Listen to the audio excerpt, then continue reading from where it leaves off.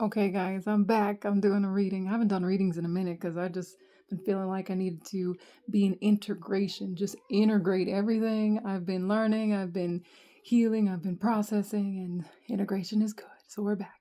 So I got a reading for you. I'm in my kids' room right now. It's a mess. Just work with me. I'm doing the reading on the shoebox because this is the only quiet space I can get for the moment. Anyway, so here's the reading. Let's see. Pray with me. Spirit guides, angels, ancestors, guardians of the highest love and light. Thank you, thank you, thank you, thank you, thank you, thank you. Thank you for these messages. Please surround us with your white light of protection and guide us through the path that you want us to follow. And thank you so much. Protect all of my audience as well. And I already got a message here coming through. Archangel Raphael is coming through. Archangel Raphael wants you to know that he's working on your healing, on your third eye chakra. Also getting the third eye chakra card. Archangel Raphael is coming through. Now, you can envision this angel however you want. He doesn't have to be white. Doesn't have to be Spanish. Could be Asian. Could be black. Could be Spanish. Could be white. It's up to you. Whatever, okay? But Archangel Raphael is coming through and just saying, hey, we are here with you. I am here with you. I am here, the angel of healing. It says on here, the healing angel is with you, supporting your healing work. So Archangel Raphael is also acknowledging that you too are a healer in some kind of way, whether you know this or not, whether you've been aware of this or not.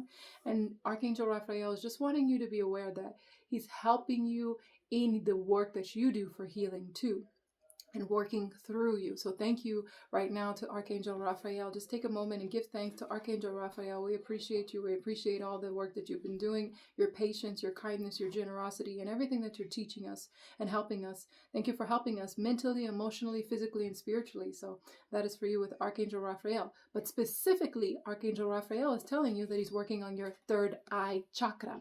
What is your third eye chakra?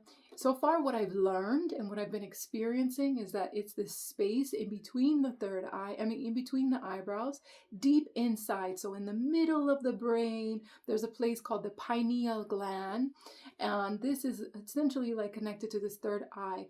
That eye that does not see, right, physically, but sees all things that are non-physical if we shall receive and be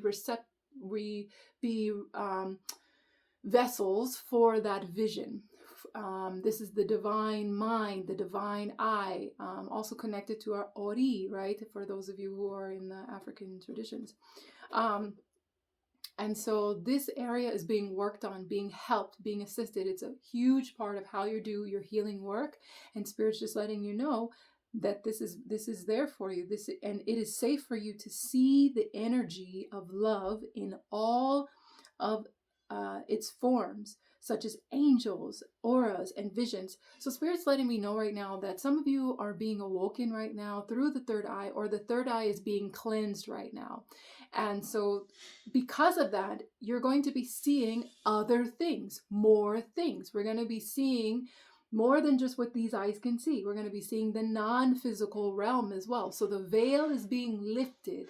The veil is being lifted for you to be able to, and you're given and granted access to be able to see these other places and be able to work with these other omnipresent beings. And we're calling just the ones of love and light only. And I wish that for you. Only the beings of love and light to be working with you only. We are dismissing and rejecting and totally asking for protection from the beings that are of negativity, that are of evil, and do not have our highest good and love in intention, mind, and spirit. We ask for protection against those beings, right? So we just ask that because the universe is omnipresent, is light and dark, right? So, just like with these eyes, we could see good people and we could see evil people, right? We want to make sure, yes, we can see good energies, but you might not want to be disrupted by the darker ones, right? So you want to clear them out. You want to ask for protection now so that you won't be scared or frightened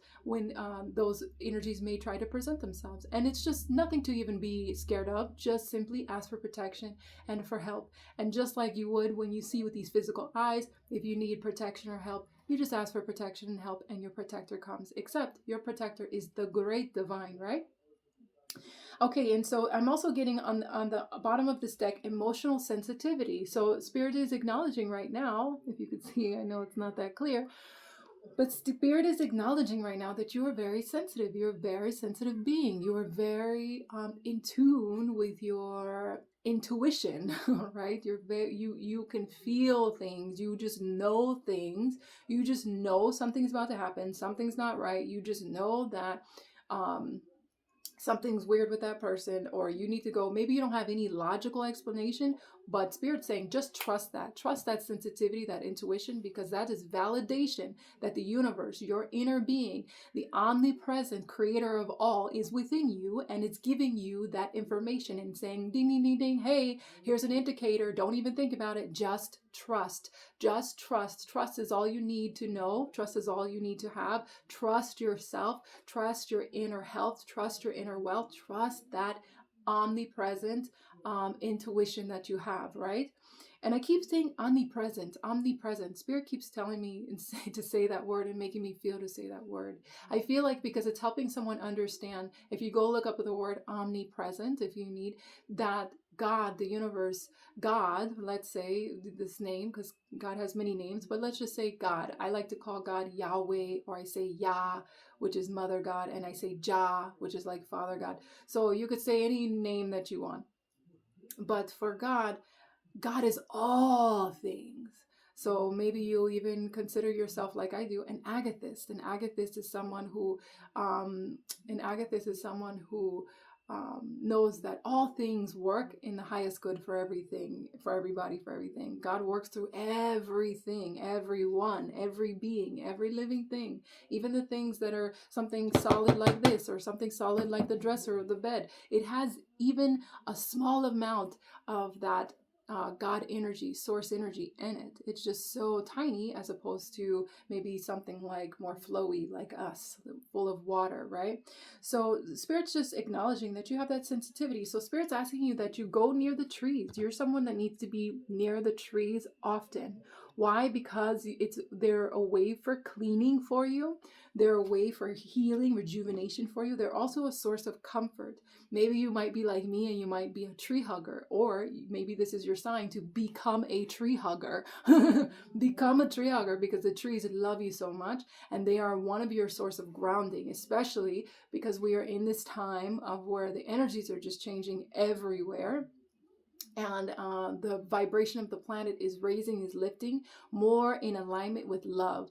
And for some of us, this can be an uncomfortable process because we're asking to step up energetically. We're asking to be more in integrity with our inner knowing, with the great divine, with love, with source, okay, and no longer out of line. And sometimes those changes can just feel uncomfortable. So you're given ways to cope with this and to go with the flow of these changes, because they're happening whether or not we want them to. It's happening regardless. And we can make that change an easy process or a difficult process. We can make it easier by feeding ourselves good foods. We can make it easier to integrate into our bodies by giving ourselves more water. We can make it easier for ourselves by going in nature, hugging the trees, being near the trees, communicating with nature, communicating with the plants, becoming more plant-like. And as we do this, then all the changes that are happening in our cells, that are activations that are happening, and the more we become aware of what's going on around us, we'll be able to receive the blessings that come from those activations, and that new knowingness and that new awareness. We'll be able to open our hands, and go ahead and open your hands now and receive that divine healing, that divine activations and blessings. Now, if we're in resistance, if we are in resistance of these changes, if we're in resistance of what's happening, and or maybe we want to keep being in the old ways, well, no problem, because God is not judging you and no one's judging you. Don't worry about it. You could be how you want, but you can't get away from the consequences of that. That's just the laws of nature, right? So if you decide to put your hand on fire, well, you're going to get burned, my love. So just so you know, it's these kinds of things. You decide not to brush your teeth, well, guess what? Your teeth will fall out, my love. You decide to eat too much sugar, well, guess what? You're going to have too many dentures one day, okay? And if you decide not to exercise, your body's going to be in pain. If you decide not to drink enough water, you're going to be dehydrated. Are these things bad? No, these things are not bad. There's no good or bad here. We're not talking about that. It doesn't matter. Who cares what anybody else says, good or bad? The reason why we thought, oh, this is good, this is bad, is because we were basing things off of our linear earthly understanding of what feels good and what doesn't feel good. What feels good to me, what feels good to you, what feels good in my experience, what feels good to the collective experience, and what doesn't, right? So it's just about, how do you want to feel? Do you want to feel good? Do you want to feel great? You might be hearing my kids and their father yelling in the background, so just excuse that.